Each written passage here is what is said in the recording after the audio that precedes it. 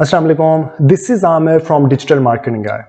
Today I will tell you why ad fatigue in Facebook conversion ad is higher in remarketing ad set as compared to the cold audience ad set. This is because audience in remarketing ad set is smaller in number as compared to the cold audience ad set. And the same ad can be shown to the same remarketing ad set more than one time. This is because ad fatigue happened and the first time impression reaches to like less than 70% or so.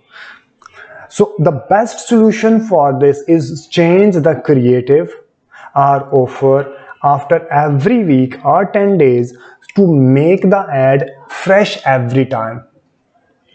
If you want to have more Facebook and Google advertising related tactics, you can subscribe this channel. Thank you very much for watching. Take care.